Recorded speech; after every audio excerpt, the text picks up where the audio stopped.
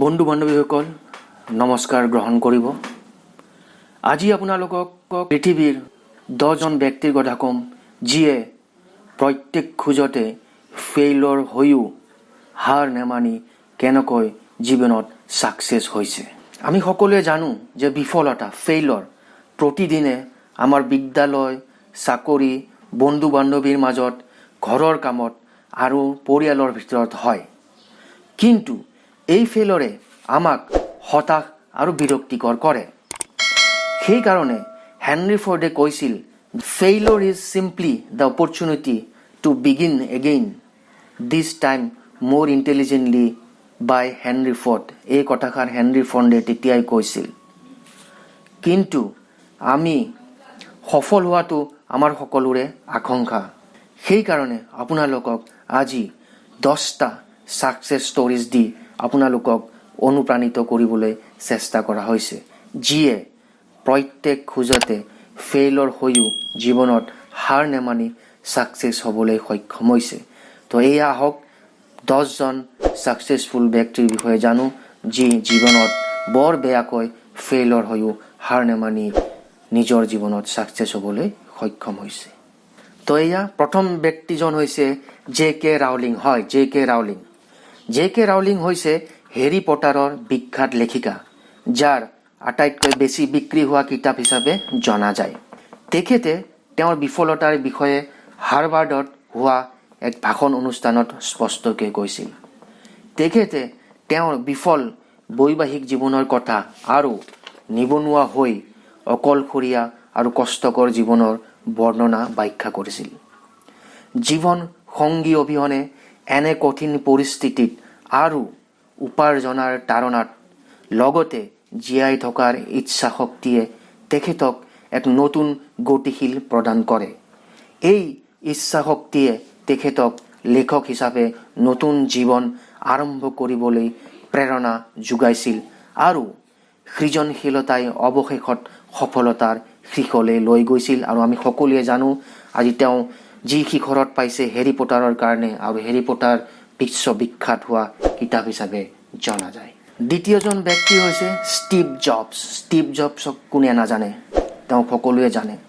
আমি সকলোৱে ষ্টিভ জবছক আটাইতকৈ ডাঙৰ কোম্পানী এপল, হয়, এপলৰ ফাউণ্ডাৰ ব্যক্তি হিচাপে জানো। অৱশ্যে 4,000ৰো অধিক এমপ্লয়ী থকা আৰু $2 বিলিয়ন এই অৰ্গেনাইজেশ্যনটো দুজন ব্যক্তিৰ সৈতে এটা সৰু গেৰেজত আৰম্ভ কৰিছিল। হয়, তেওঁলোকে এটা সৰু গেৰেজৰ পৰা এপল আৰম্ভ কৰিছিল, যিটো আপুনি জানি আচৰিত হ'ব।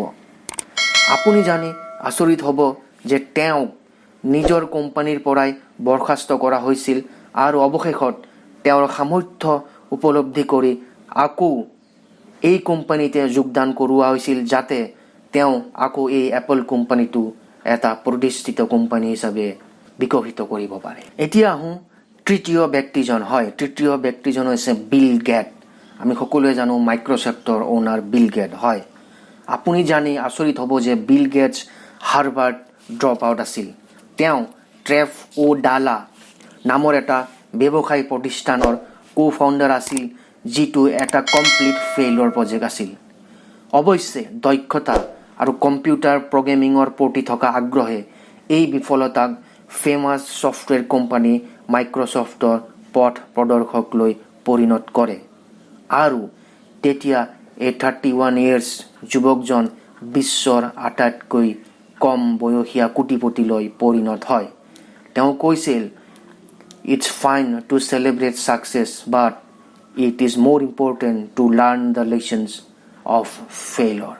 নেক্সট ক'বলৈ ওলাইছোঁ এলবাৰ্ট আইনষ্টাইন। হয়, এলবাৰ্ট আইনষ্টাইনক কোনে নাজানে, বিশ্বৰ সকলো মানুহে এলবাৰ্ট আইনষ্টাইনক চিনি পায়।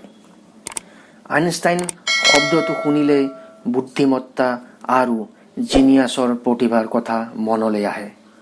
তথাপিও এইটো সত্য আছিল যে 9 বছৰ বয়সলৈকে এলবাৰ্ট আইনষ্টাইনে কথা ক'ব নোৱাৰিছিল, যাৰ বাবে তেওঁক বিদ্যালয়ৰ পৰা বহিষ্কাৰ কৰা হৈছিল। এলবাৰ্ট আইনষ্টাইন এজন প্ৰখ্যাত বিজ্ঞানী আৰু অসাধাৰণ প্ৰতিভাশালী ব্যক্তিত্ব আছিল আৰু তেওঁৰ মহান আৱিষ্কাৰ আৰু বিজ্ঞানৰ প্ৰতি অৱদানৰ বাবে তেওঁ সমগ্ৰ বিশ্বতে পৰিচিত আছিল। তেওঁ কৈছিল যে ছাকচেছ হৈছে প্ৰগতিশীল বিফলতা, আৰু যি কেতিয়াও বিফল হোৱা নাই তেওঁ সঁচাকৈয়ে এজন সফল ব্যক্তি হ'ব নোৱাৰে। শৈশৱ কালত তেওঁ নিৰন্তৰ বিফলতা ভুগিছিল আৰু তেওঁ বহু কষ্ট কৰি নিজকে সফলতাৰ পথলৈ লৈ গৈ বিজ্ঞানৰ জগতত এজন ৰত্ন হিচাপে প্ৰমাণিত কৰে আৰু অৱশেষত 1929 চনত পদাৰ্থ বিজ্ঞানত নোবেল বঁটা লাভ কৰে। নেক্সট ব্যক্তিজনৰ কথা ক'বলৈ ওলাইছোঁ আব্ৰাহাম লিংকন। আমেৰিকা যুক্তৰাষ্ট্ৰৰ প্ৰাক্তন ৰাষ্ট্ৰপতি হৈ থকা এই মহান ব্যক্তিজনে বছৰ বছৰ ধৰি ব্যাপক বিফলতাৰ সন্মুখীন হৈছে। তেখেতে 1831 চনত ব্যৱসায়ত বিফল হয় আৰু তাৰ পিছত 1836 চনত তেওঁৰ নাৰ্ভৰ প্ৰব্লেম হয় আৰু তেওঁ বেয়াকৈ এই নাৰ্ভৰ প্ৰব্লেমত ভুগে। তথাপিতো হাৰ নেমানি তেওঁ জীৱন সংগ্ৰাম চলাই যায়।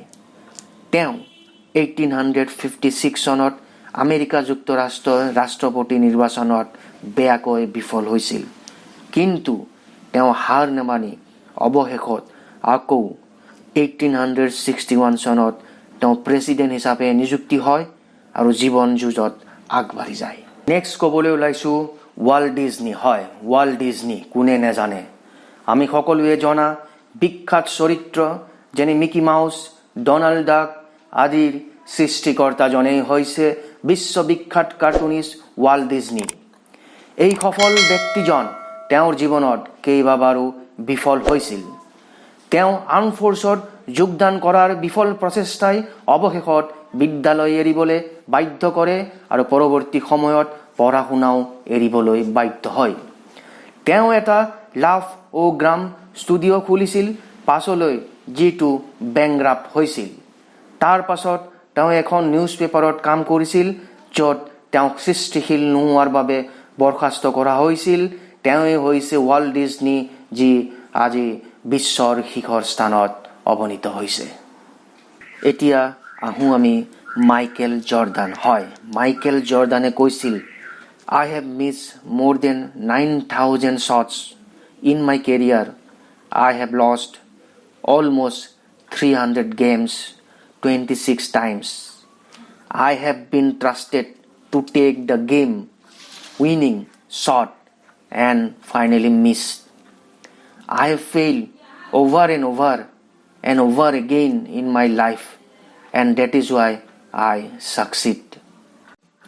নাইকিৰ বিজ্ঞাপনত বাস্কেটবল কিংবদন্তি মাইকেল জৰ্ডানৰ এই কথাখিনিয়ে তেওঁৰ জীৱন সংগ্ৰামৰ কথা বৰ্ণনা কৰিছে। তেওঁ এই দক্ষতা অৰ্জন কৰিছিল বহুত কষ্ট আৰু অনুশীলনৰ পাছত। বহু বছৰৰ প্ৰচেষ্টা, অনুশীলন আৰু বিফলতাই আজি আমি জনা তাৰকাগৰাকীক সফলতাৰ মুখ দেখুৱাইছিল। নেক্সট বিশ্ববিখ্যাত ব্যক্তিজন হৈছে ভিনচেণ্ট ভেন। হয়, বিশ্ব ইতিহাসৰ পাতত তেওঁক এজন বিশ্ববিখ্যাত চিত্ৰশিল্পী হিচাপে জনা যায়, কিন্তু নিৰন্তৰ বিফলতা আৰু বহুত মানসিক ৰোগৰ লগতে ব্ৰকেন মেৰিয়েজ লাইফৰ কাৰণে তেওঁ 37 ইয়েৰ্ছৰ বয়সত আত্মহত্যা কৰিবলৈ বাধ্য হৈছিল। গোটেই জীৱনকালত ভিনচেণ্টে কেৱল এখন চিত্ৰ বিক্ৰী কৰিছিল, যিয়ে তেওঁক কলা আৰু চিত্ৰকলাৰ পৃথিৱীত বৈপ্লৱিক পৰিৱৰ্তন আনিছিল আৰু যিটো আজিলৈকে জীয়াই আছে। নেক্সট বিশেষ ব্যক্তিজনৰ কথা ক'বলৈ ওলাইছোঁ। হয়, তেওঁৰ নাম ষ্টিভেন স্পিলবাৰ্গ।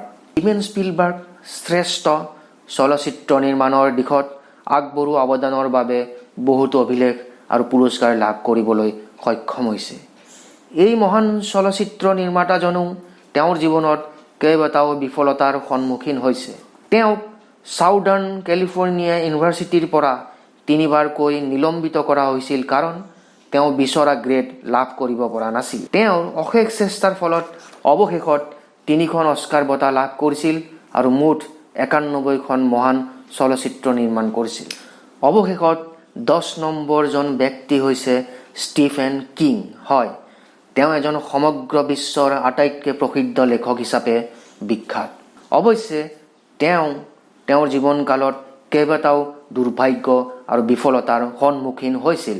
তেওঁৰ শৈশৱ দৰিদ্ৰতাৰ অন্ধকাৰত অতিবাহিত কৰিছিল আৰু তেওঁ ড্ৰাগছ আৰু সুৰাৰ কবলত পৰি বেয়া দিন কটাবলগীয়া হৈছিল। কিন্তু অৱশেষত তেওঁ এই সকলো বেড হেবিটছ ত্যাগ কৰি লেখাৰ পিনে মনোনিৱেশ কৰে আৰু অৱশেষত শিখৰত থাকিবলৈ সক্ষম হয়। তেওঁ এই নতুন কপি ৰাইটিং প্ৰণালীৰ লগতে কেইবাটাও নতুন টেকনিক উদ্ভাৱন কৰি ৰাইটিং স্কিলছক পেছাদাৰী কৰি তুলিলে। তো বন্ধু বান্ধৱীসকল, আপোনালোকে আজি এই ভিডিঅ'ৰ মাধ্যমেদি 10জন বিশেষ ব্যক্তিৰ কথা শুনিবলৈ পালে, যিয়ে জীৱনত ফেইলৰ হৈও অৱশেষত ছাকচেছ হ'ল। ভিডিঅ'টো ছাবস্ক্ৰাইব কৰিব নাপাহৰিব, কাৰণ মই আকৌ নেক্সট নতুন মটিভেশ্যনেল হওক, বিভিন্ন ধৰণৰ ষ্টৰিজ হওক, এই ষ্টৰিজবিলাক আপোনালোকৰ আগত লৈ আহিম। ধন্যবাদ।